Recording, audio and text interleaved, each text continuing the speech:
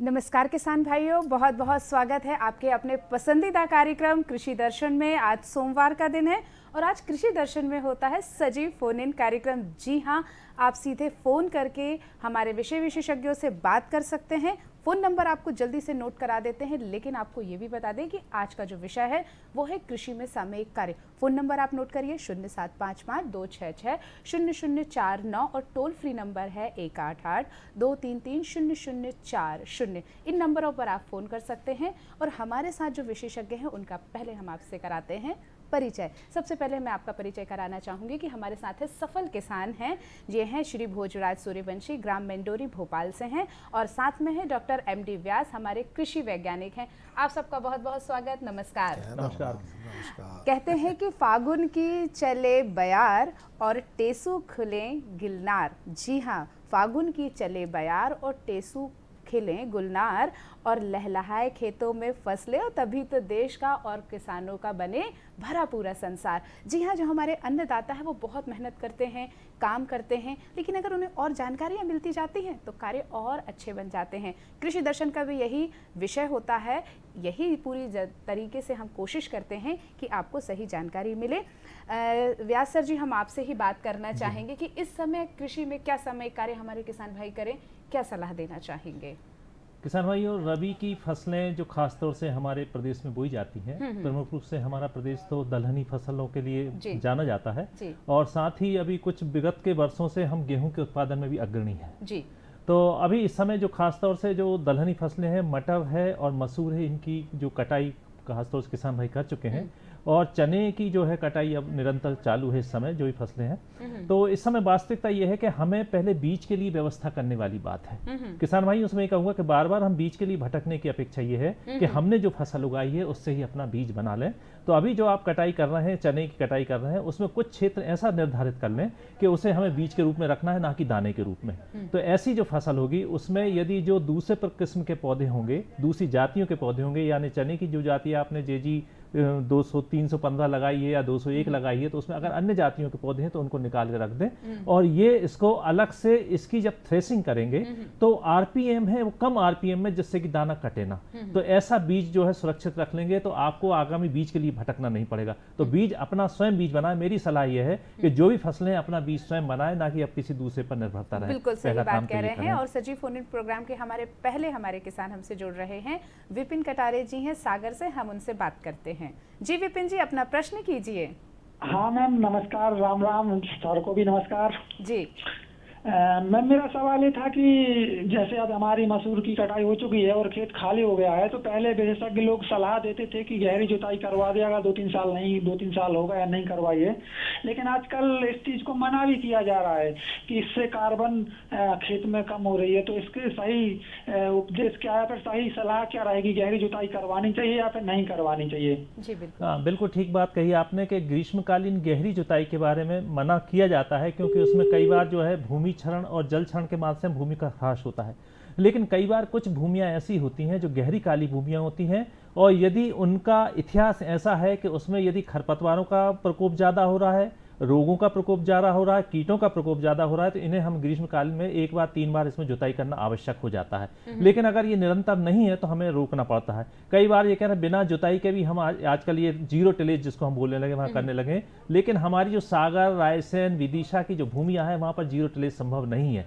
तो ऐसी स्थिति में जो है, अगर आपका ऐसा इतिहास नहीं तो आप सामान्य रूप से उसकी जो है जुताई करिए और आगामी फसल की बुआई करिए। बार बार ग्रीष्मकालीन जुताई करने से नुकसान होता है उसमें जुताई, क्योंकि कार्बन, जो आपने बहुत अच्छी बात करी है कि कार्बन जो है उसका नुकसान हो रहा है। तो ऐसी परिस्थितियों में हमें ऐसी भूमियों में ग्रीष्मकालीन गहरी जुताई यदि आप कर रहे हैं तो उस साल आप ग्रीन मैन्यूरिंग जो है, हरी खाद की फसल ले लें, तो वो कार्बन का जो है नुकसान जो है भरपाई उसमें हो सकती है। तो ऐसा हम कर सकते हैं। सागर की जमीनें अच्छी हैं, वहां पर मसरा मसूर बहुत अच्छी होती है, तो वहां पर आप यदि ये इस प्रकार से प्रक्रिया करेंगे, एक बार यदि गहरी जुताई करने के बाद में अगर उस साल आप हरी खाद ले लेंगे तो उतना नुकसान नहीं। बहुत बढ़िया बात है, बहुत ही अच्छी सलाह हमारे किसान भाई को मिली। और भोजराज जी, आपसे जानना चाहेंगे कि वास्तविक कृषि वैज्ञानिक तो आप ही हैं, क्योंकि आप तो वास्तविक में करते हैं और बिल्कुल रूबरू जूझते हैं उन चीजों से, परिस्थिति से जूझते हैं, तब जाके अन्न उपजता है, तब जाके हमें चीजें मिल पाती हैं। अभी इस समय आपके खेतों में क्या लगा है और क्या कार्य कर रहे हैं? खेतों में मैंने गेहूं लगाए थे। अच्छा।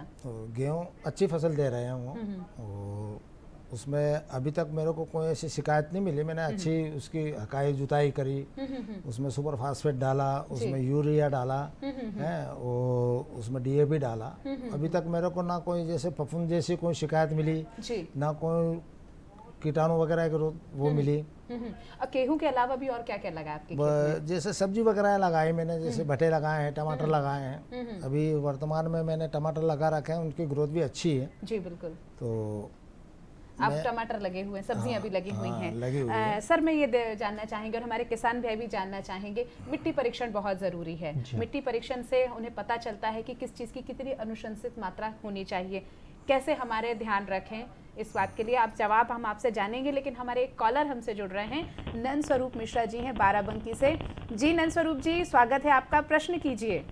हाँ नमस्कार सर, मैं नंद स्वरूप मिश्रा हूँ बाराबंकी से। मैं जानना ये चाहता हूँ कि अब हमारी गेहूँ की फसल अभी पड़ जाएगी, कटने वाली होगी, तो इस गेहूँ को हम इसको जो है 2 भाग में बांटते हैं।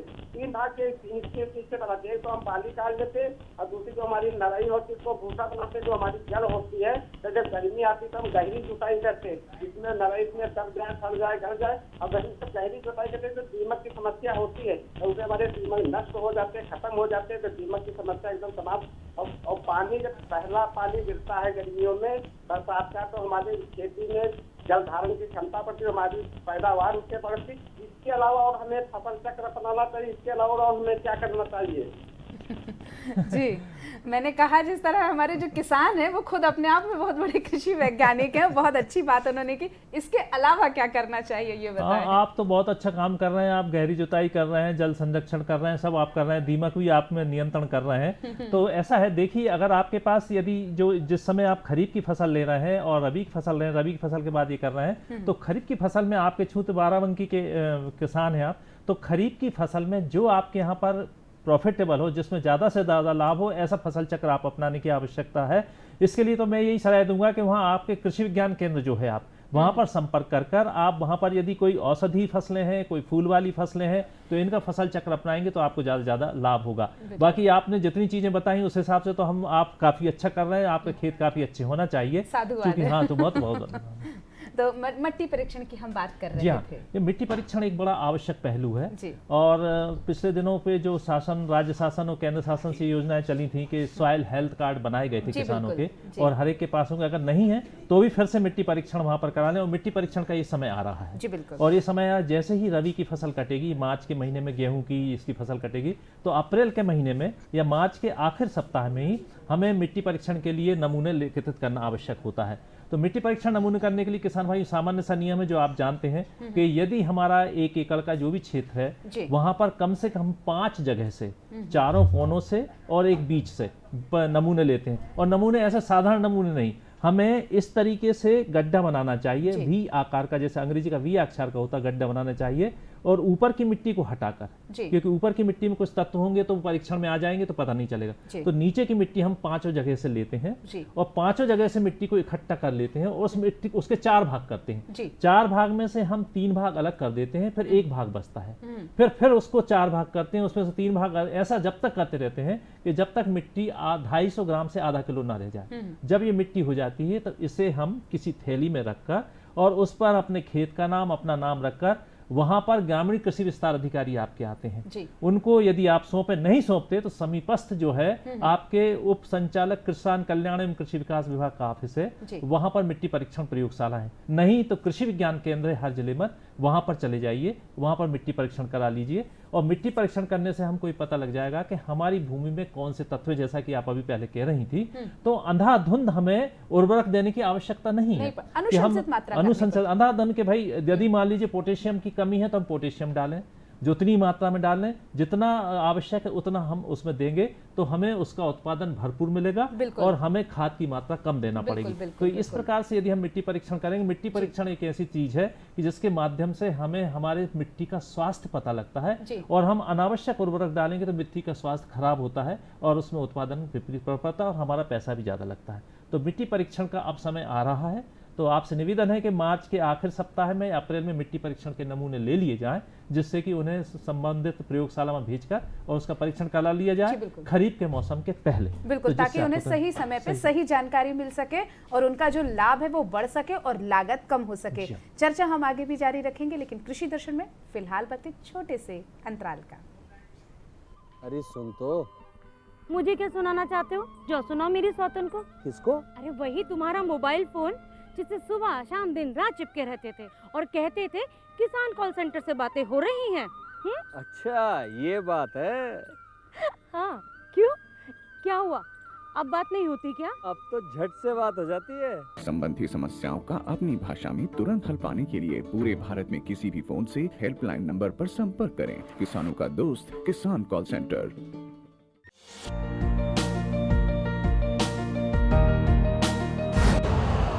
यूरिया का स्वदेशी उत्पादन 70 लाख टन बढ़ाने के लिए 6 उर्वरक संयंत्रों का उद्धार किया जा रहा है।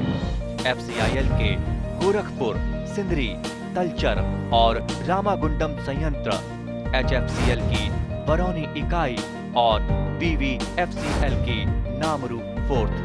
सोने पर सुहागा ये है कि देश में अब बनेगा सिर्फ नीम लेपित यूरिया, क्योंकि इससे होगा किसानों का फायदा ही फायदा। अनाज का उत्पादन 10% तक बढ़ेगा। बढ़ेगी 10 से 15% नाइट्रोजन क्षमता।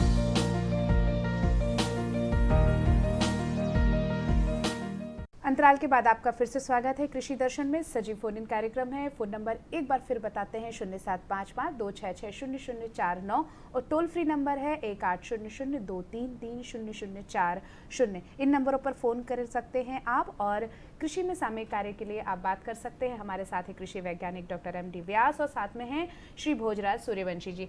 भोजराज जी, जैसे कि अभी बात हुई मिट्टी परीक्षण की, अनुशंसित उर्वरकों की बात होती है, मतलब पोषक तत्वों की बात होती है, तो आप किस तरह से अपनी लागत कम हो, तो आप किस तरह से प्राकृतिक उत्पादों का प्रयोग करते हैं ताकि फसल अच्छी हो, उत्पादन अच्छा हो, लागत कम हो? अभी डांग साहब ने बताया था कि मिट्टी परीक्षण, तो सबसे पहले अगर अपने को डाउट हो या कम उपजाऊ हो तो उसका परीक्षण करवा लीजिए।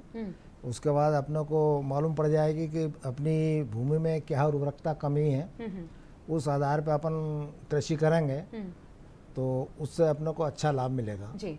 है। और कौन कौन से उर्वरक प्राकृतिक उत्पादों का उपयोग करते हैं आपकी कीट व्याधि ना लगे और फसल अच्छी हो? जैसे ये रासायनिक वगैरह आती है वो तो खैर करते हैं, पर बाकी मैं अधिकतर 60% उसमें उपयोग जैविक खाद का करता हूँ। अच्छा, कौन कौन सी जैविक खादें हैं? वो जैविक खाद है जैसे गोबर की है, और जैसे इल्ली वगैरह लग जाती है उसमें क्या है कि जो जीवामृत वगैरह बनाते हैं अपन, कैसे बनाते हैं आप बताएं? उसको जैसे कि गैया की पेशाब अपन ने ले ली, उसमें अपन उसको स्टोर कर लिया 5 लीटर या 10 लीटर, उसमें नीम के पत्ते अपन ने डाल दिए। उसको जैसा अपन पावरफुल बनाओ उसको 1 सप्ताह रखो या 5 दिन रखो या 4 दिन रखो, उस हिसाब से अपन उसको सड़ा के उसका स्प्रे करिए।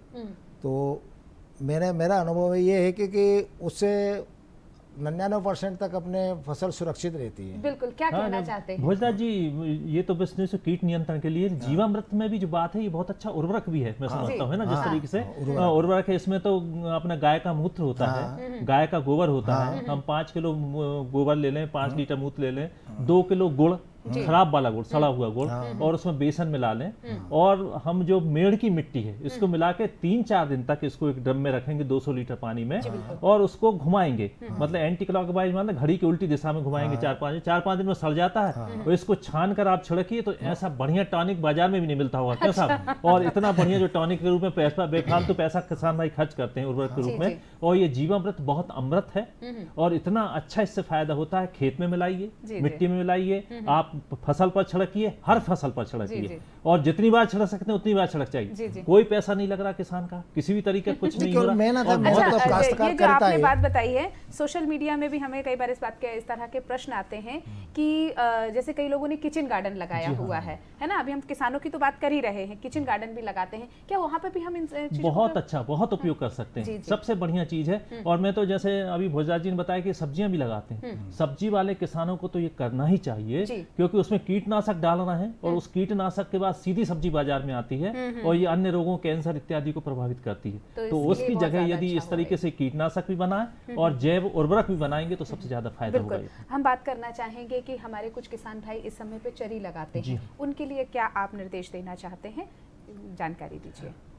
हमें अपने भोजन के लिए तो हम अन्न उत्पादन करते हैं, लेकिन पशुओं के चारे के लिए भी हमें चरी लगाना आवश्यक है। तो इस समय खास तौर से अब जो जैसे ही फसल कटेगी उसके बाद में हमें जहां पर ग्रीष्मकालीन मूंग लगाते हैं, अगर वो मूंग नहीं लगाने वाले हैं किसान भाई, तो ज्वार की चरी, मक्का की चरी, ये इनका बीज अधिक मात्रा में, और इसमें लाइन में बोने की जरूरत नहीं, अगर ब्रॉडकास्टिंग कर दें, छिड़क कर भी बो देंगे तो ये काफी अच्छी उगेगी और ज्वार और मक्का की चरी करीब करीब 1-1.5 महीने में निकल कर आ जाएगी और बार बार कटाई होकर पशुओं को बड़ा स्वास्थ्य, क्योंकि गर्मी में भूसा कम हो जाता है, मिलता नहीं उनको, वो नहीं मिलता, तो इसमें अगर हरा चारा उनको मिलेगा तो इस तरीके से हरे चारे मिलने पर किसान भाइयों को ज्यादा फायदा होगा। ज्वार और मक्का की चरी वो किसान भाई अच्छी तरीके से लगता, काफी बहुत भी चरियां हैं, लेकिन ये सामान्य रूप से उपलब्ध हैं ये चीजें, और सामान्य रूप से उपलब्ध इन चरी को लगा सकते हैं। इसमें कोई ज्यादा खर्चे की वाली बात नहीं है किसान भाइयों को। और ये खास तौर से और होगा, जैसे भी थोड़ी देर पहले हमारे किसान भाई कटारे जी बात कर रहे थे कि कार्बन का समावेश कैसे होगा, तो अगर ये हरी फसलें ग्रीष्म काल में लग जाएंगी तो कार्बन का समावेश भी हो जाएगा, इसके माध्यम से जमीन का क्षरण भी कम होगा, जमीन का कटाव भी कम होगा और ज्यादा से ज्यादा फायदा होगा। तो मैं किसान भाई को सलाह देना चाहता हूं कि ये ग्रीष्म काल में आप चरी अवश्य लगाएं, आपकी जमीन भी सुधरेगी, पशुओं को चारा भी मिलेगा, पशुओं का स्वास्थ्य भी अच्छा होगा, तो ये उनको सलाह। बहुत अच्छी बात होगी। भुजरा जी, आप खेती के अलावा भी और क्या क्या साथ में करते हैं खेती के साथ में, जैसे पशुपालन है, जैसे या अभी मछली पालन डॉक्टर साहब ने बताया कि पशुओं के लिए चरी वगैरह बोना है, तो इन्होंने बोला है कि जैसे चरी, ज्वार और मक्का। तो पशुपालन भी करते हैं आप साथ में? हाँ, नहीं, ताकि आपको अतिरिक्त आय मिले और अतिरिक्त आपको लाभ मिले, तो आप क्या क्या करते हैं किसानी के साथ साथ? जैसे डॉक्टर साहब ने बताया कि ज्वार और मक्के की हो, उसमें मेरे हिसाब से अगर जोर मिला दी जाए तो सोने पे सुहागा होगा। बहुत बढ़िया बात है। जानवर भी टेस्टफुल खाएंगे और उसमें मतलब जानवर को एक टेस्टफुल दूध भी अच्छा पौष्टिकता मिलेगी। जी जी हैं? जी जी जानवर भी तंदुरुस्त रहेगा। जी बिल्कुल। अब अगर हम बात करें, कृषकों की बात हो रही है और हम बात कर रहे हैं पशुपालन की भी बात कर रहे हैं, तो कैसे हमारे किसान भाई जो है समन्वित खेती करें ताकि उन्हें लाभ अच्छा मिल सके? देखिए, समन्वित तरीके के कई ऐसे हैं कृषि आधारित जो चीजें हैं, जिसमें कभी आपने एक डेयरी की बात करी है, पशुपालन की बात करी है। समन्वित का सिद्धांत तो यह है कि हमें बाहर से कुछ न लेना पड़े। बिल्कुल बिल्कुल। यदि हम फसल के साथ पशुपालन कर रहे हैं तो पशुओं के गोबर के माध्यम से हम कंपोस्ट बनाएं, वर्मी कंपोस्ट बनाएं, जो खाद खेत में आ जाएगी। ठीक है। और उसी के माध्यम से अगर हम बायोगैस संयंत्र लगाएं तो बिजली पैदा हो जाएगी। जी बिल्कुल। तो हमें बाहर से ना तो खाद लेने की आवश्यकता होना चाहिए, न किसी भी तरीके की आवश्यकता होना चाहिए, यानी एक दूसरे पर निर्भरता होना चाहिए। फसल निर्भर है पशु पर और पशु निर्भर है फसल पर। तो इस तरीके का सिस्टम होगा, इस तरीके का प्रणाली होगी तो वो लाभदायक होगी। तो ये समन्वित प्रणाली होगी। जहां पर पशुपालन संभव नहीं है, जहां पर मुर्गी पालन संभव है, वहां मुर्गी पालन किया जा सकता है। तो मुर्गियों का जो खाद होता है, जिसको होता है, वो बहुत पौष्टिक खाद होता है फसल के लिए, तो उसका उपयोग किया सकते हैं। तो पोल्ट्री प्रोडक्शन हो सकता है, फिशरीज का, जहां पर कि कई क्षेत्र ऐसे हैं कि यहाँ तालाब वाला भी व्यवस्था, वहां मछली पालन भी हो सकता है। तो शहर के कई हो सकते हैं। और फूलों की खेती हो सकती है कि यदि हम फूलों खेती, जहां शहर के समीप है, जहां बड़े बड़े मंदिर इत्यादि हैं, तो वहां पर यदि फूलों की खेती की जाएगी तो ये फूला खेती वहां हो जाएगी। शादी ब्याह में भी आजकल इस समय तो साथ और साथ साथ सब्जियों खेती जैसे भी हो रहे, तो हमें किसान को ऐसा चाहिए कि ये जो पारंपरिक फसलें हैं ये साल में 1 बार या 2 बार पैसा देंगी, लेकिन सब्जी हो गया, फूल हो गया, दूध हो गया, मछली हो गया, पोल्ट्री हो गया, ये रेगुलर उनके। तो किसान भाइयों को इस तरीके का समावेश करेंगे तो खेती लाभ का धंधा बनने में नहीं रुक सकती, खेती लाभ का धंधा बनेगी। लेकिन ये हो कि बाजार से कुछ नहीं लेना। अगर आपने बाजार से खाद खरीदा और दूध बाजार में बेचा तो ये समन्वित नहीं होगा। ये होगा कि वहीं से उत्पादन हो और वहीं पर निर्भरता हो, तो एक दूसरे पर इस तरीके से बात होगी तो सब संतुलन बना रहे, संतुलन बात होगी। भोजराज जी, अभी जैसे कि कटाई होने वाली, अब चने की होना, किन बातों का आप ध्यान रखते हैं और किसान भाइयों को बताना चाहेंगे कि किन बातों का ध्यान रखें ताकि वो कटाई करते समय काफी अच्छे रहे? अभी ओला भी आ गया तो उससे कुछ नुकसान हुआ है, तो कैसे वो अपनी फसलों को अच्छे से कटाई करें? कटाई जैसे कि फसल कटाई के लिए तैयार है तो उसको अपन कटाई कर लेते हैं और उसको सुरक्षित, जैसे उसमें तो कुछ नमी गीलेपन हो तो उसको 2-4 रोज की धूप लगा के उसको मशीन द्वारा अपन निकलवा लेते हैं। उसके बाद जैसे ही अपना खेत खाली हुआ उसमें अकाई जुताई कर लो या पिलाव करवा लो, अगर लंबे समय से नहीं किया है। अगर पिछली बार अगर पिलाव का है तो अपन उसमें बक्कर वगैरह फिरवा के उसको मतलब एक सा करवा लें। एक सा करवा लें। बिल्कुल। अगर ग्रेडिंग की मैं बात करूं, क्योंकि ग्रेडिंग होना बहुत ज़रूरी, मौसम खराब हुआ, अभी ओला हो पड़ गया तो कुछ फसलों में नुकसान दिखने लगता है, तो ऐसे में हमारे किसान भाई किस बात का ध्यान रखें ताकि उनकी अच्छे से ग्रेडिंग हो सके और बाजार में उनको अच्छा मूल्य मिल सके? हाँ बिल्कुल ठीक बात है कि जो कई बार ऐसा जो प्राकृतिक जो चीज़ें होती हैं उससे नुकसान होता है, जैसे आपने ओले इत्यादि बात करें, तो ग्रेडिंग से यही मतलब है कि आजकल ग्रेडर उपलब्ध है किसी भी तरीके से, और चूंकि अब सामान्य रूप से तो ग्रेडर में जाकर जो हमारा अच्छा दाना है वो एक तरफ हो जाता है, जो खराब दाना एक तरफ चला जाता है। तो ग्रेडिंग किसान भाई यदि कर लेंगे तो प्रश्न ये है कि हमें दो चीजें ध्यान रखना है कि बीज के लिए खेती करना है या दाने के लिए खेती अच्छा, करना है। हाँ। अगर बीज के लिए खेती करना है तो ज्यादा फायदेमंद है, क्योंकि बीज ज्यादा भाव से बिकता है। अच्छा। अगर सीधा हम इकट्ठा, जैसे आपने बात की, अगर ग्रेडिंग नहीं करेंगे तो पूरा पूरा दाना हो गया, और दाना मंडी में बिकेगा तो उसका भाव कम मिलेगा। अच्छा। तो ग्रेडिंग करने के बाद एक बीज हो गया, एक दाना हो गया, तो बीज जो है जिस भाव में बिक जाएगा तो उसकी भरपाई पूरी की पूरी तरीके हो जाएगी। इसलिए ग्रेडिंग कराना आवश्यक है। आप बीज बनाइए और बीज बेचिए तो बीज ज्यादा से ज्यादा फायदा होगा, और ज्यादा से ज्यादा किसान भाइयों को फायदा होगा। बिल्कुल सही तरीके से अगर ग्रेडिंग की जाए और सही मात्रा में उसका सही अनुपात निकाला जाए तो हमारे किसान भाई इस काम को बहुत अच्छे से कर सकते हैं। छोटी सी जानकारी चाहूंगी कि क्या आप हमारे किसान भाइयों को समसामयिक सलाह देंगे मौसम से संबंधित और फसलों से संबंधित? किसान भाई निश्चित रूप से, चूंकि अभी रबी की फसलें कटने के लिए तैयार हैं, तो जिन किसान भाइयों के पानी की उपलब्धता है वे ग्रीष्मकालीन मूंग की खेती अवश्य करें। और ये केवल 50 से 60 दिन की फसल है। चरी जो किसान भाई लगाना चाहते हैं चरी लगाएं। ग्रीष्मकालीन मूंगी 60 या 65 दिन की फसल आ जाती है और खरीफ के मौसम के पहले कट कर तैयार हो जाती है। तो ग्रीष्मकालीन की तैयारी अभी 15 मार्च से 30 मार्च के बीच में यदि इसकी बोनी कर देंगे तो हमें मई के आखिर सप्ताह में या जून के प्रथम सप्ताह में फसल मिल जाएगी और अगली फसल की तैयारी हो जाएगी। तो उन्नत जातियां जो हैं ग्रीष्मकालीन मूंग की, वे कई जातियां हैं, जिसमें कि कई जातियां के 851 है, JM 721 है, PDM 11 है, हम 1 है। इन किसी भी जातियों को आप ले लेंगे और बुआई कर लेंगे तो ये किसान भाई जो अनुशंसित किस्म, जो अनुशंसित तरीके से बुआई कर लेंगे तो ग्रीष्मकालीन मूंग की ज्यादा उनको उन्नति हो जाएगी। किसानों को, नए जो किसान हैं, उनको क्या सलाह देना चाहते हैं, क्या संदेश देना चाहते हैं? भाई मेरे हिसाब से तो सलाह ये है कि जैसे कि समय समय पर हैं कृषि वैज्ञानिकों से सलाह लेना चाहिए है, अपने कृषि विभाग से संपर्क बनाए रखना चाहिए, और जो इस बारे में पूर्ण तरह जानकारी रखते हैं उससे सलाह लेते हुए अगर कृषि कार्य करेंगे तो अच्छी फसल होगी, अच्छी लाभ मिलेगा। बिल्कुल बहुत ही अच्छी जानकारी आज की हमारे इस कृषि दर्शन कार्यक्रम की रही। सजीव फोन इन कार्यक्रम था और आज का विषय था कृषि में सामयिक कार्य। हमारे साथ है MD व्यास सर और हमारे साथ है भोजराज जी। आप दोनों का बहुत बहुत धन्यवाद। किसान भाइयों, आपके लिए जानकारी बहुत कारगर रही होगी। फिर मिलेंगे, अनुमति दीजिए, नमस्कार।